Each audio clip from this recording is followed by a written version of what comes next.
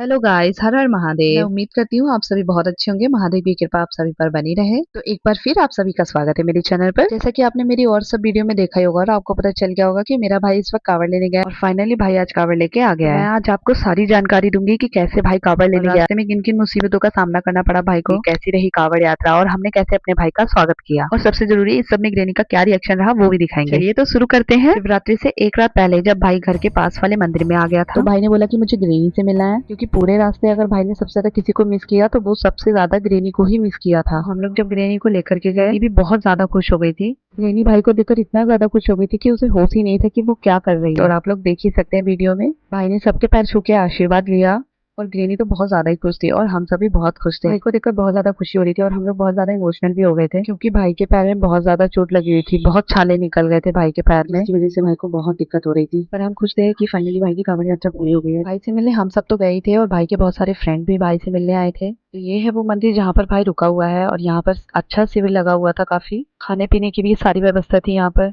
और काफी कांवड़ियों की यहाँ पर भीड़ भी थी। तो थोड़ी देर भाई के पास बैठने के बाद हम सब घर वापिस आ गए, क्योंकि हमें सुबह की तैयारी भी करनी थी। तो सुबह पूरे विधि विधान से भाई का जलाभिषेक करवाना था, तो उसकी हमें तैयारी करनी थी बहुत सारी। तो देखिए सुबह के 3 बज गए और हम लोग नहा धोकर एकदम रेडी हो गए हैं। और मैंने बेलपत्र पर श्री राम जी का नाम लिखा, हर एक बेलपत्र में मैंने राम राम लिखा। हमने टोटल 21 बेलपत्र ली थी, जो कि हमारा भाई चढ़ाएगा जब शिव जी पर जलाभिषेक कर देगा उसके बाद। तो देखिए मैंने यहाँ पे कुछ बेलपत्र पर श्री राम जी का नाम लिख लिया है और कुछ पर लिख रही हूँ, और मुझे ये काम करने में बहुत अच्छा लग रहा था, बहुत खुशी हो रही थी, क्योंकि शिव जी को राम जी बहुत प्रिय है और उनका नाम भी बहुत प्रिय है। और जब भक्त जी को बेलपत्र पर राम नाम लिखकर चढ़ाते हैं तो इससे भगवान जी बहुत खुश होते हैं। तो मैंने सारी बेलपत्र में से बड़ी बड़ी और अच्छी अच्छी बेलपत्र छाट करके उन पर नाम लिख दिया। तो देखिए मैंने सारी बेलपत्र पर राम जी का नाम लिख करके उन्हें सूखने रख दिया था। साथ ही साथ हम पूजा की और भी सारी तैयारी करते रहे।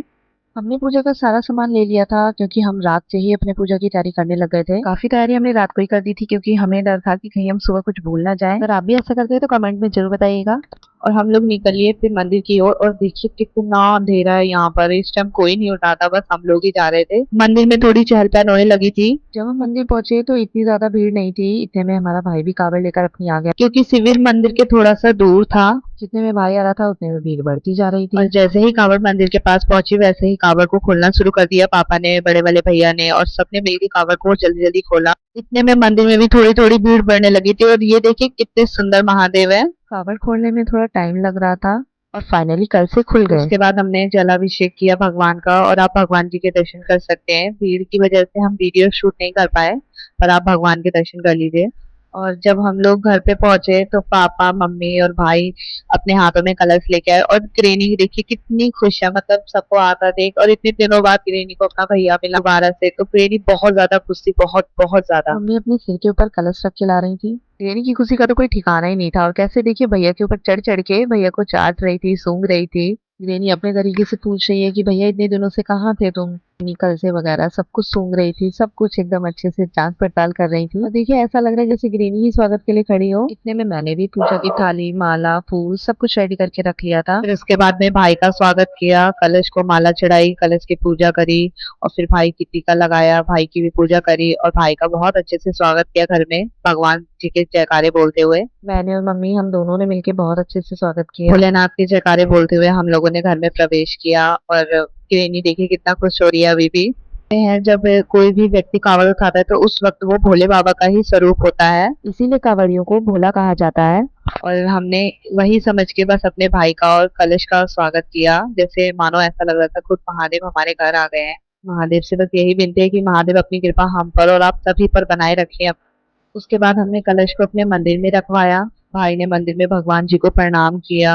कहते हैं कि कलश में सारे भगवान विराजमान होते हैं। हमने अपने कलश को सबसे पहले मंदिर में ही विराजमान करवाया। घर में सभी लोग बहुत खुश थे और मैं तो भक्ति में बस झूम ही रही थी। ऐसा लग रहा था जैसे भगवान खुद हमारे घर आ गए हो। और ये देखिए ग्रेनी का तो प्यार रह रह के निकल रहा था, जैसे कि मानो बार बार भैया के पास जाके बस प्यार कर रही थी, भैया से बहुत प्यार कर रही थी।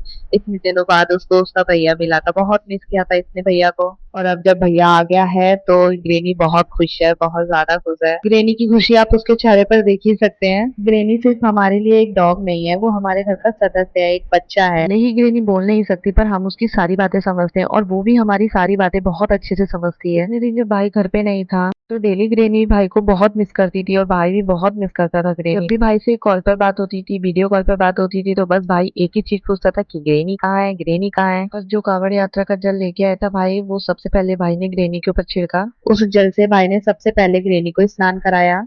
इतनी सुबह सुबह ग्रेनी को नहीं नहला सकते, इसलिए भाई ने हाथ से गंगा जल उसके ऊपर छिड़क दिया था। फिर उसके बाद उसी गंगा जल से भाई ने मम्मी पापा को भी स्नान कराया और यह देख के दिल में बहुत बहुत खुशी हुई। मुझे ये देख करके बहुत खुशी हो रही थी और मम्मी पापा भी बहुत ज्यादा खुश थे।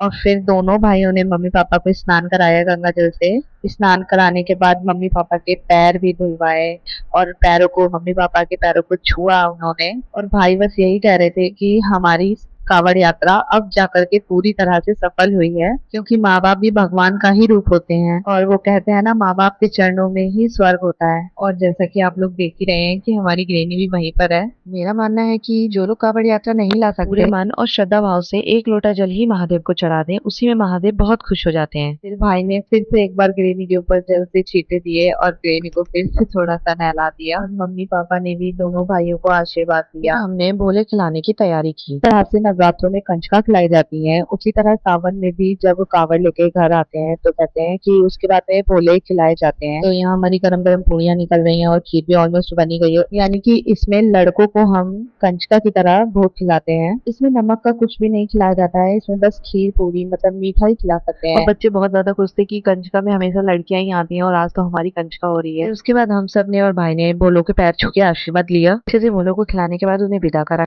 और अब मैं आपको दिखाती हूँ कि कैसे इतनी तकलीफ के बाद भी रास्ते में भाई कांवड़ लेके चलता रहा। और सिर्फ मेरा भाई नहीं, सभी कांवड़िए जिनको बहुत ज्यादा दिक्कत हो जाती है पर फिर भी हिम्मत नहीं हारते हैं, क्योंकि कहते हैं कि भोलेनाथ हमेशा अपने भक्तों के साथ ही रहते हैं। और देखिए, कांवड़ यात्रा लाते हुए रास्ते में चलते चलते पैरों की इतनी बुरी हालत हो गई थी, पैरों में छाले ही छाले हो गए थे।